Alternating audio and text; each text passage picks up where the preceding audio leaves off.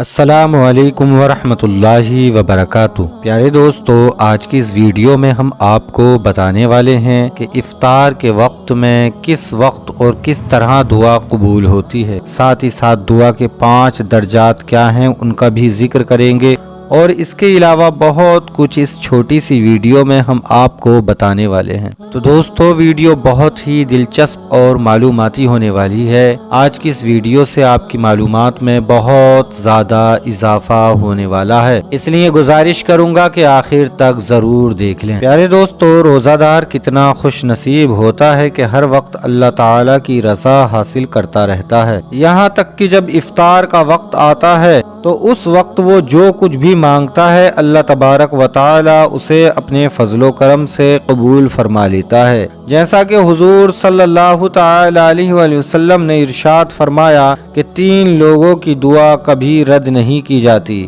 Number 1، روزے دار کی دعا جو افطار کے وقت میں کرے۔ نمبر 2، بادشاہ عادل کی دعا۔ نمبر 3، مظلوم کی دعا۔ ان تینوں کی دعا اللہ تبارک و تعالی بادلوں سے بھی اوپر اٹھا لیتا ہے اور آسمان کے دروازے اس کے لیے کھل جاتے ہیں، اور اللہ تبارک و تعالی فرماتا ہے کہ مجھے میری عزت کی قسم، میں تیری ضرور مدد فرماؤں گا اگرچہ کچھ دیر ہو جائے۔ پیارے روزہ دار دوستو، آپ کو مبارک ہو کہ آپ کے لیے بشارت ہے کہ افطار کے وقت میں جو کچھ دعا مانگو گے وہ درجہ قبولیت تک پہنچ کر رہے گی، یعنی ہر حال میں قبول ہوگی۔ مگر افسوس کہ آج کل ہماری حالت کچھ ایسی عجیب ہو چکی ہے کہ بیان نہیں کیا جا سکتا۔ افطار کے وقت ہمارا نفس بڑی سخت آزمائش میں پڑ جاتا ہے، کیونکہ افطار کے وقت میں ہمارے آگے طرح طرح کے پھلوں، کبابوں، سموسوں اور پکوڑوں کا انبار جو لگا ہوتا ہے، ساتھ ہی ساتھ ٹھنڈے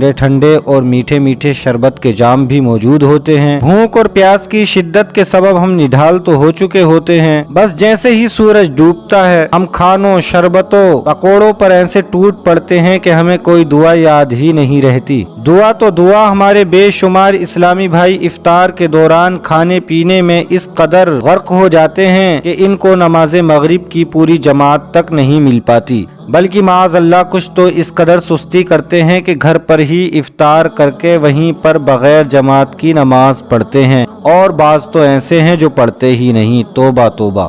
پیارے روزہ دار بھائیو، اتنی بھی غفلت مت کرو کہ نماز باجماعت کی شریعت میں نہایت ہی تاکید آئی ہے، اور ہمیشہ یاد رکھو کہ بلا کسی شرعی مجبوری کے 5 وقتہ نماز میں سے کسی بھی نماز کی جماعت کو چھوڑ دینا سخت گناہ ہے۔ پیارے دوستو، افطار کے وقت میں ہمیں اس طرح دعا مانگنی چاہیے کہ 1 یا 2 کھجور کھانے کے بعد روزہ افطار کر لیں، اور پھر دعا ضرور مانگ لیا کریں، کم از کم کوئی ایک دعا، کیونکہ یہی وقت ہوتا ہے کہ اس میں اللہ تعالی اپنے بندے کے بہت قریب ہوتا ہے اور اس کی تمام تر دعاؤں کو قبول فرما لیتا ہے۔ تو وقت افطار ایک ایسا وقت ہے کہ اس کے اندر 1 یا 2 کھجوریں کھا کر ہمیں ضرور دعا مانگنی چاہیے، اور اگر کوئی دعا نہ مانگ سکیں تو کوئی دعائے معصورہ ہی پڑھ لیا کریں۔ اور پیارے دوستو، افطار کے وقت میں ہم کوئی دعا پڑھ لیا کریں، جیسا کہ ابو داؤد کی روایت میں ہے کہ نبی پاک صلی اللہ تعالی علیہ وآلہ وسلم افطار کے وقت یہ دعا پڑھتے تھے: اللہم لک صمت وعلی رزقک افطرت۔ اور یہ دعا مشہور اس طرح ہے کہ اللہم انی لک صمت وبک آمنت وعلیک توکلت وعلی رزقک افطرت۔ پیارے دوستو، اب ہم آپ کو دعا کے 3 فائدے اور 5 سعادتیں بتاتے ہیں۔ حضور صلی اللہ تعالی علیہ وآلہ وسلم نے فرمایا کہ بندے کی دعا 3 باتوں سے خالی نہیں ہوتی۔ نمبر 1، اس کے گناہ بخش دیے جاتے ہیں۔ نمبر 2، یا اسے فائدہ حاصل ہوتا ہے۔ نمبر 3، یا اس کے لیے آخرت میں بھلائی جمع کر لی جاتی ہے، کہ جب بندہ آخرت میں اپنی ان دعاؤں کا ثواب دیکھے گا جو دنیا میں قبول نہیں ہوئی تھیں تو تمنا کرے گا کہ کاش دنیا میں میری کوئی دعا قبول نہ ہوئی ہوتی اور یہی سب آخرت میں جمع کر لی جاتی۔ प्यारे दोस्तों, दुआ कभी बेकार नहीं जाती। इसका दुनिया में असर जाहिर ना भी हो तो आखिरत में अजर सवाब हर हाल में मिल ही जाता है। लिहाजा दुआ में सुस्ती करना मुनासिब नहीं होता। दुआ मांगने के लिए कम से कम ये 5 सआदतें तो हर हाल में हासिल हो ही जाती हैं। नंबर 1, पहला फायदा यह है कि अल्लाह तबारक व तआला के हुक्म की पैरवी होती है कि उसका हुक्म है कि मुझसे दुआ मांगो, जैसा कि कुरान पाक में इरशाद है, वक़ाल रब्बुकुम उदऊनी अस्तजिब लकुम, जिसका तर्जुमा है कि और तुम्हारे रब ने फरमाया कि मुझसे दुआ करो, मैं जरूर कबूल करूंगा। नंबर 2, दुआ मांगना सुन्नत भी है कि हमारे प्यारे आका सल्लल्लाहु तआला अलैहि वसल्लम अक्सर औकात दुआ मांगते थे।